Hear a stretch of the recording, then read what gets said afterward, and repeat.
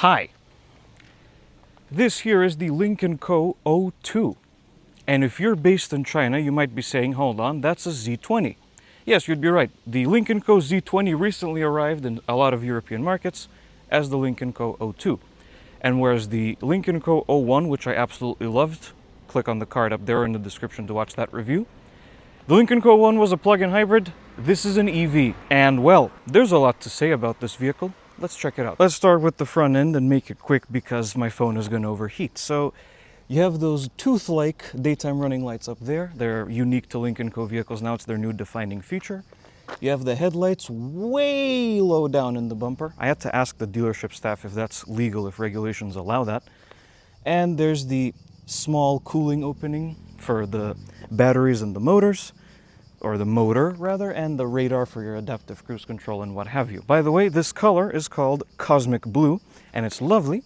And this particular Lynk & Co. 02 is a more trim level. More as in even more. That's what that means. That's how the trim level structure is. There's a core, which is the base model, and the more, which is this one, the fully loaded one. And let me tell you, the bang for buck proposition is pretty excellent. Next, we have the side profile. This car is obviously a coupe crossover, although I'd hesitate to call it a crossover if I'm honest with you, because it's not exactly high off the ground. It's pretty much a slightly taller, more bulky hatchback. But I wouldn't really call it a crossover, so to say, but that's what Lynk & Co. is calling it, so we're going to stick with that. You can see the slope roofline from this angle and the 20-inch wheels, which come as standard on the more trim level, which is what this is. The core trim level, the base one, that's C-O-R-E. Narrowly avoided a pun there. That one gets 19-inch wheels, and they're on Continental Eco Contact 6Q tires, which are actually massive for some reason.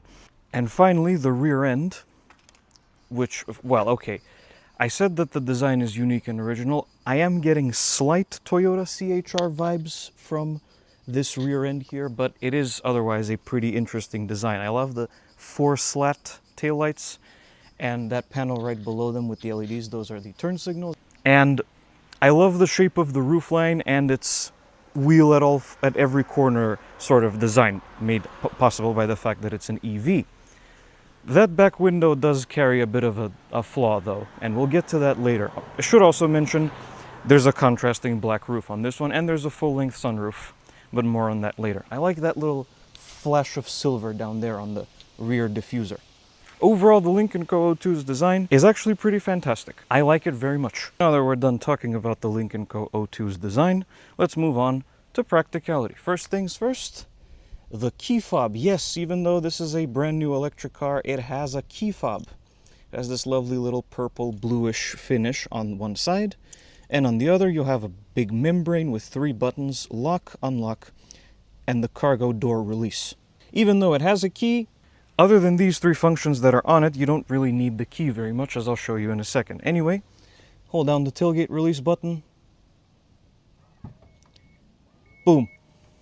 It opens right up. So let's walk over and see what we're dealing with. So the Lynk & Co. 02's cargo area comes in at that much. It seems a little bit small. I think it's because they probably prioritized passenger room on the inside, because this is not an especially big vehicle. But the cargo area is pretty small. You do have this lovely anti-slip rubberized floor mat situation here. If you lift that up, you get some additional carpeting, so I'm going to assume that this is an accessory item. But I need to move this out of the way now. If you lift this up, you get a whole lot of extra storage and your charging cable, of course. So there's barely any lip here, which is nice. You have your standard string parcel shelf, some hooks. And if you fold the rear seats down, which from what I can see here, there will be no like big step into the passenger compartment, you'll get this much room. And you have some cargo tie-down points here and on the other side as well. And a 12-volt outlet. I was just about to say it's missing a 12-volt outlet, but nope, it's right there. I don't know why my voice just cracked up like that. Don't worry, I'm fine. Once you're done, you push your button there and cargo area door closes like so. What about space in the back seats? Notice how I'm getting in on this side of the car, which I usually never do. I'll show you why in a second. Let's climb inside. Fancy. Anyway, stepping in here, Hello, cameraman. Do that again, please. There we go. So, this seat is slid quite a bit further back. I am 5'11.5" or 1.8 meters tall in the Discord moderator in width. And there's pretty decent knee room, though I'd imagine if you move the driver, if the driver is shorter, you'll get even more room to mess around with. But knee room is pretty good for what this is. Headroom.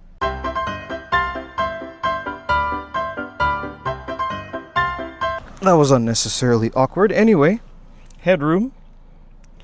It's alright. The roof line is pretty heavily sloped, as I said, so maybe you'll want to crouch down just a little bit.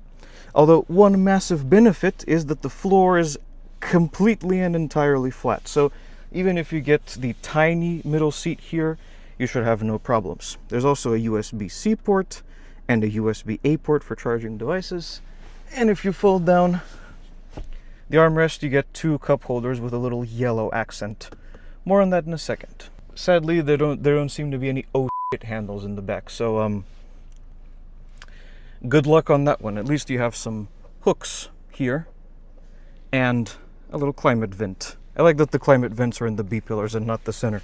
Cleans things up even more. There's some door storage. There's your window switch, the Harman Kardon speaker, and the electronic door release. Over there inside the door pocket is a mechanical release in case that fails. So what about the front? There is keyless entry and keyless locking, but it works with proximity, which I have disabled because it'll be a bit of a nuisance. There's your frameless windows again. Window controls, mirror controls, and if you press both of these down, they fold in like a Volvo, no surprise. And your electronic door releases here. And these seats with these little yellow bars, I guess you could say. And I love the perforations. They're like little scatters on the seat back and on the bottom here as well. This interior demonstration is going to go a little bit differently than usual because the Lynk & Co. O2 is not really a typical vehicle in this aspect. Yes, I have a way with words. So, all right. We are now inside the Lynk & Co. O2, and notice I'm sitting way too low. Certainly not to the point that I would like to. No problem. When you close the door, the seat moves to your last memory setting, which you configure through the infotainment screen in the middle. More on that later. And you're ready to go. And that's another thing, really important. The Lynk & Co. O2 doesn't have a starter button. It's basically always on when you unlock it. So the air conditioning is already running, as you can hear. The only thing you need to do if you get in here, as long as you have the key, is put the car in drive, and away you go. That's it. And there you go. The car is now ready to drive. When you put it in park, it's still on. And then when you open the door, watch what happens. Seat goes way back down to allow you easier exit. Helpful if you're an older person or, less mobility in that. Close the door again, goes back. And the car is on from the moment you unlock it to the moment you lock it. That's basically what I'm trying to get at here. The door open for the next demonstration. I have to put the car in drive to demonstrate the steering wheel. So, first thing that greets you, aside from the stupid beeping, is this squashed, sort of slightly rectangular steering wheel. It kind of reminds me of the sort of thing you might see on a go-kart, but obviously with a lot more controls. You have this is your customizable button. Right now it's configured to the drive modes. That's canceling cruise control, and all of this is to do with the cruise control as well. Over here you have previous, next track, volume up and down, this menu button for the gauge cluster screen, and voice commands, which activated by accident. And in the middle you have the horn, which sounds like this. So as I said, this interior demonstration is going to go a little bit differently, because once you look to the right of you, that's it. Big ass 15-inch infotainment screen and not much else. So we're going to do things a little differently. I'm going to show you everything else, and then we're going to get into a detailed demonstration of the infotainment system. So this here is the central climate vent with a Lynk & Co. badge. That USB-C port, as it proudly proclaims, can charge your device at up to 60 watts, which means I can easily charge my laptop from here. You have two wireless chargers for your phone and a little bracket to keep them close. Two cup holders there in the middle, and in here you have the Co box, which works a lot like those iPad cases you might buy from eBay. It folds out in multiple stages. Similar to this car's twin, the Volvo EX30. There's the slide out tray. You can move it to where you need it most. There's the center console storage area. The rear view mirror, which is frameless, although manually dimming, which I find a bit odd. Your dome lights, which you can adjust the brightness of. Let me see if I can do that. Yes, there we go. Hazards, just about the only other physical control in here. The SOS button. There's your sun visor. Here's the gauge cluster screen. We'll get onto that later.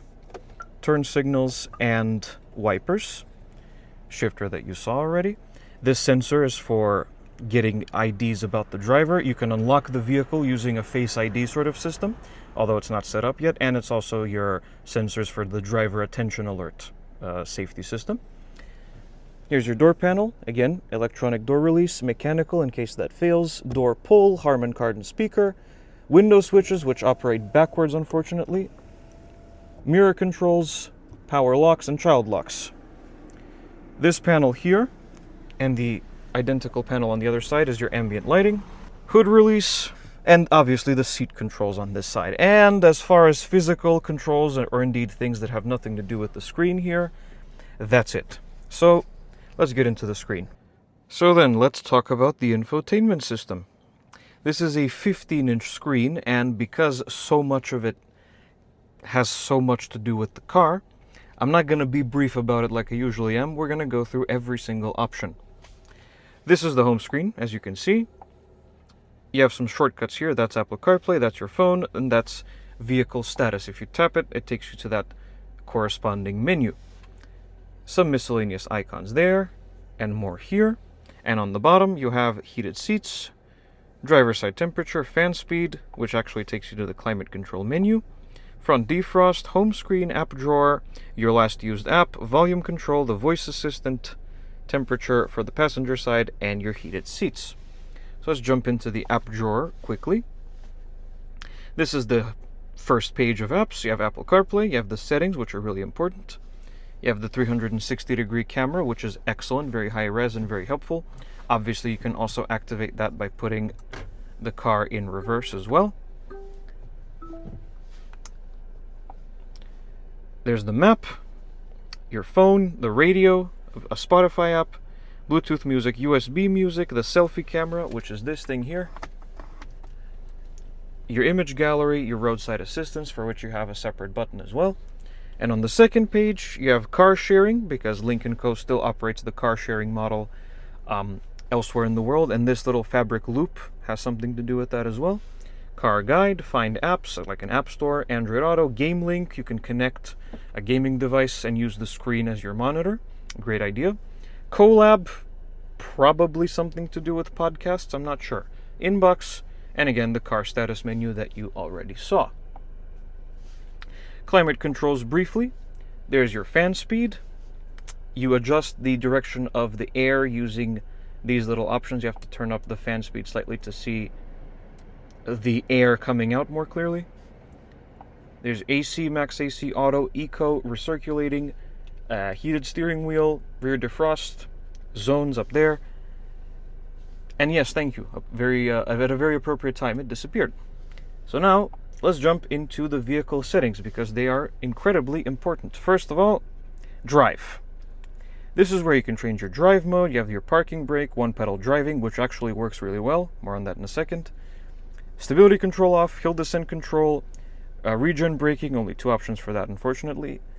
You can adjust the power steering, don't bother with firm, it feels weird, and powering off the car. Next is pilot assist. It has that advanced driver assistance system where it will steer automatically. It'll follow basically the way the highway goes, and you have all your other safety systems here. You can see them for yourself. Next is charging. It's at 38% battery right now. You can limit the amp draw and the charge. There's vehicle to load. You can power an external device, as you can see there. Scheduled charging, and some random statistics here. Sound. You can mess around with the sound system. By the way, this Harman Kardon sound system is excellent. Love it. Loved it in the 01, and it's great here too. car, this is, again, really important stuff. You have your seat memory settings. And the driver's seat easy entry is what you just saw with the whole, the seat goes all the way down to help you get out of the car more easily. Here's all your lock settings, ambiance, just getting ambience, so you can mess around with the ambient color, ambient lighting rather. Here's all your various vehicle functions. Reminds me of General Motors because they're doing this as well. Your headlights, your welcome farewell light controls, the rear fog light. You get the idea. Mirrors, that kind of thing. Screen brightnesses and other things, and some miscellaneous settings, including opening the tailgate and putting the wipers in the service position. Oh wait, we were there already. And finally, some other more miscellaneous settings here to do with connectivity and privacy, so on and so forth. One last thing, from the home screen you can swipe down, and you have some shortcuts, including the gauge cluster screen brightness, the infotainment screen brightness, car view or map view, auto hold, Bluetooth, your dome lights, messages, the selfie camera, darker light mode, the tailgate release, the ambient lighting, the shower mode. I don't know what that does, we'll find out in a second. The pet mode, so no more excuses to buy a Tesla, you have a pet mode in this car. This is the refresh mode. If you turn it on, it blasts the AC in your face and puts on some upbeat music in case it detects you getting tired using that sensor. Over here you can select your drive mode. Individual lets you configure how the powertrain and the brakes respond independent of one another. Rest mode, that reclines both front seats and puts on a nice little graphic here. I'll show you in a sec. Parking comfort mode, pretty self-explanatory, and energy saving mode. Alright, let's do a brief demonstration of rest mode.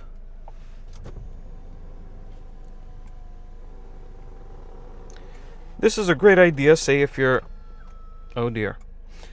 This is a great idea if you, say, are charging and you need to relax a little bit, if it's like a long road trip. And then you just lean over, either wait for the amount of time you've set it to, or you turn off rest mode, and the car gets you ready to drive again.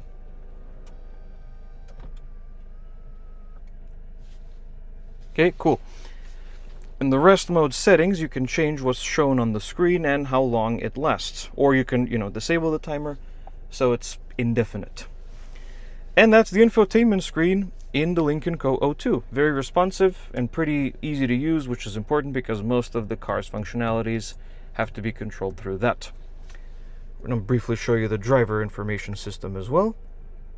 So on the left, you have your speed, your battery state of charge and range, the outside temperature, the gear, the odometer, and on the right low corner, you have the drive mode that you have selected as well. To change what's shown on this side, you push this button. You have a choice between your trip data with a graph about the electricity consumption, changing the layout, like so, and vehicle status, the tire pressures in this case. And that's about it for that. I already showed you the turn signal stock. Here it is again. It goes back to the middle, but if you push halfway down, you can cancel it. This little knurled dial at the end is your wipers. That's the washer. And that's your shifter. You probably already saw that. That's drive, that's neutral, that's reverse, and that's park.